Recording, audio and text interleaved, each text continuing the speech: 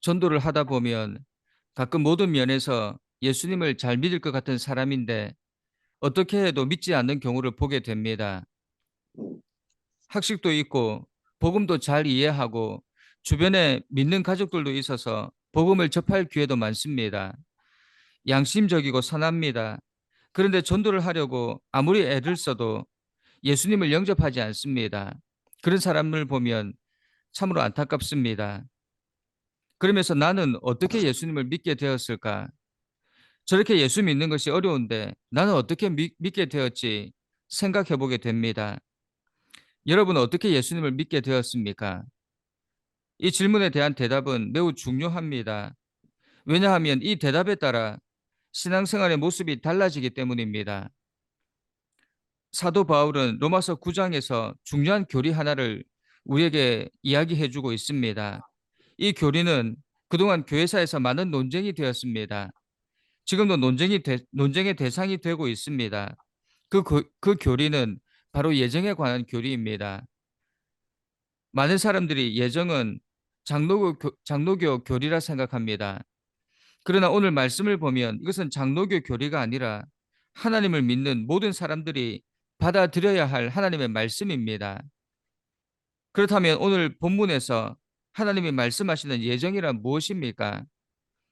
예정은 우리를 향한 돌이킬 수 없는 하나님의 선택입니다. 우리나라는 민주공화국입니다. 이 말은 다수의 의견이 중요하다는 것입니다. 다수가 지지하는 자에게 권력을 부여하고 그들이 국민의 뜻을 받들어 나라를 다스리는 것입니다. 그러나 하나님은 그렇게 하지 않으십니다. 하나님의 나라는 오직 그분의 주권적 선택으로 이루어집니다. 이것이 우리의 관습과 다르기 때문에 우리는 이 예정 교리를 받아들이고 이해하기가 매우 어려운 것입니다. 로마서 9장은 하나님의 주권과 선택을 분명하게 가르칩니다. 하나님께서 하시는 일에 대해 피조물인 우리 인간이 어떠한 반문도 할 수 없다는 것입니다. 하나님께서 누구를 택하시든 무슨 일을 하시든 하나님이 하시는 일은 모두 선하다는 것입니다. 토기장이가 귀하게 쓰일 그릇을 만들든 천하게 쓰일 그릇을 만들든 그것은 토기장이의 자유입니다. 마찬가지로 누구를 선택하고 유기하든 그것은 하나님의 주권입니다. 인간인 우리가 왈가왈부할 수 있는 영역이 아닙니다. 이 진리를 명확하게 가르치고자 사도 바울은 두 가지 예를 들고 있습니다. 첫 번째는 우리가 잘 아는 이삭을 예정하신 것입니다. 아브라함에게는 여러 명의 아들이 있었지만 하나님은 사라를 통해 주신 이삭만 약속의 자녀로 인정하셨습니다. 왜 그렇게 하셨을까? 이삭이 다른 아들보다 착해서 그렇습니까? 그가 다른 아들보다 더 훌륭하고 믿음이 좋아서 그렇습니까? 하나님이 이삭에게만 복을 주신 이유는 오직 하나입니다. 하나님이 그렇게 하시기로 작정하셨기 때문에 성경은 왜 이삭을 택하셨는지 다른 이유가 나오지 않습니다. 두 번째는 이삭이 낳은 쌍둥이 아들 야곱과 에서에게서 볼 수 있습니다. 당시 관습을 따르면 당연히 장자가 아버지의 복을 받는 것이 당연한 것입니다. 그런데 하나님은 그들이 태어나기도 전에 이미 야곱을 선택하셨습니다. 큰 자가 어린 자를 섬기리라. 먼저 나온 자가 둘째 야곱을 섬기리라. 그들이 태어나기도 전에 무슨 선악을 행하기도 전에 하나님이 야곱을 택하신 것입니다. 그런데 야곱이 택함을 받을 만한 자격이 있었습니까? 그는 아버지를 속이고 형을 속여서 도망자가 되었습니다. 가는 곳마다 다툼을 일으켰습니다. 그럼에도 하나님은 그를 복되다. 그리고 그의 이름을 하나님의 백성 이스라엘이라 불렀습니다. 여기서 우리는 두 가지 원리를 발견하게 됩니다. 하나는 하나님의 씨를 받았다는 이유로 하나님의 약속을 받을 수 없다는 것. 그리고 우리의 관습과 인간의 공로가 하나님의 택하심, 예정하심으로 하나님의 복을 받게 하지 못한다는 것입니다. 여러분에게 다시 질문하겠습니다. 여러분은 어떻게 하나님을 믿게 되었습니까? 여러분이 착해서입니까? 어쩌다 보니 친구의 전도로 태어나 보니 부모님이 교회를 다녀서 성경은 그 이유를 하나님이 우리를 택하셨기 때문이라 이야기합니다. 이유는 모릅니다. 이것이 바로 예정 교리입니다. 우리가 우리의 행위나 선택과는 상관없이 우리가 태어나기도 전에 누군가가 우리를 교회에 끌고 가서가 아니라 하나님이 우리를 택하셨기 때문에 교회에 간다는 것입니다. 이것이 성경이 말하는 예정입니다. 얼마나 놀랍고 감사한 은혜입니까? 그런데 우리는 하나님의 예정과 선택에 관한 이야기를 들으면 감격하기보다 반발합니다. 오늘 본문 말씀도 바로 이 반발로 시작하고 있습니다. 하나님께서 나를 선택하여 이 자리에 부르신 것, 구원하신 것, 얼마나 놀라운 은혜입니까? 그런데 왜 반발합니까? 그에 대해 바울은 무엇이라 답변하고 있습니까? 먼저 하나님이 하시는 일에 반문하지 말라 이야기합니다. 반문은 반대하여 말하는 것, 되받아 말하는 것입니다. 영어로 톡백을 말하는 것입니다. 이것은 동등한 입장에서 하는 것이지 하나님과 우리 사이에서는 있을 수 없는 일입니다. 반문은 타락한 인간들이 하나님을 하나님으로 인정하지 않는 것입니다. 하나님 대신 스스로 모든 것을 좌지우지하려 합니다. 자신이 하나님이 되기 원합니다. 그래서 하나님이 마음대로 누군가를 선택하셨다는 것에 반발하는 것입니다. 이것에 대해 바울은 그런즉 우리가 무슨 말을 하리요? 하나님께 불의가 있느냐? 그럴 수 없느니라 말씀하고 있습니다. 여러분, 예정하심은 불공평한 것이 아니라 하나님의 주권과 그분의 온전하심을 보여주는 것입니다. 그러므로 우리는 하나님의 택하심, 예정하심에 대해 반발하는 것이 아니라 하나님의 주권과 선택을 인정해야 합니다. 이스라엘 역사에서 하나님은 자신의 주권을 어떻게 사용하셨습니까? 자기 죄로 마땅히 멸망받아야 할 자들을 너그럽게 용서해 주시지 않았습니까? 마땅히 멸망할 자들을 구해 주셨다고 항의할 피조물은 없습니다. 왜 그렇게 사람과 긍휼이 풍성하시냐고 그 자비가 불공정하다고 따질 수 없습니다. 그런데 오늘 본문 19절과 20절은 따집니다. 정확하게는 이러한 가상 질문을 하고 그에 대한 답변을 바울이 주고 있다는 것입니다. 피조물인 인간이 하나님의 뜻과 작정을 거스를 수 없다면 인간의 허물은 존재할 수 없다는 것입니다. 하나님께서 다 하셔놓고 왜 우리를 벌하시냐는 것입니다. 이에 대해 바울은 이 사람아 내가 누구이기에 감히 하나님께 반문하느냐 책망합니다.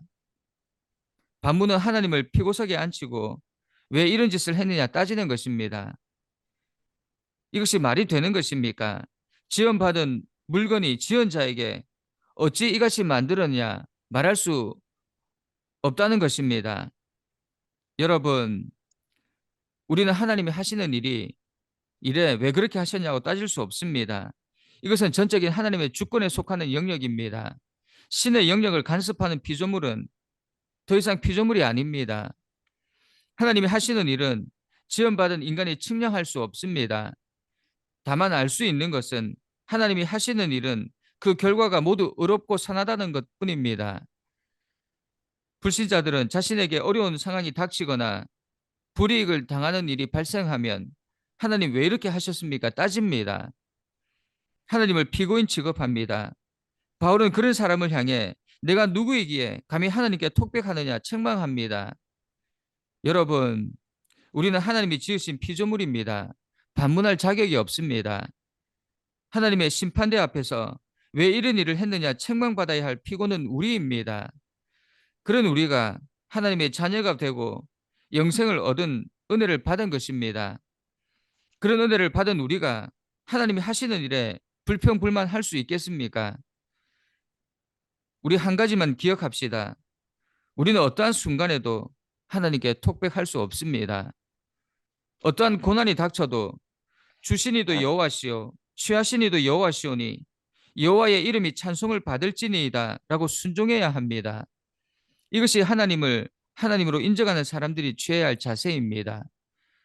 두 번째로 예정과 선택 교리에 반발하는 자들에게 하나님은 토기장이 우리는 진흙이라는 사실을 기억하고 살라 이야기합니다. 도자기 굽는 곳에서 토기장이는 지능으로 그릇을 빚습니다. 어떻게 빚습니까? 자기 마음대로 빚습니다.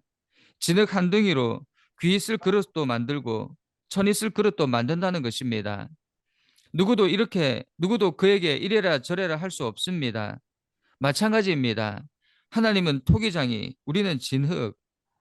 하나님은 우리를 마음대로 다루실 수 있습니다. 구약 성경에서도 토기장이 비유는 예언서 곳곳에서 하나님의 주권을 나타내는 것으로 사용됩니다. 어떤 토기장이가 그릇을 만들었는데 모두 똑같이 만든 것이 아니었습니다.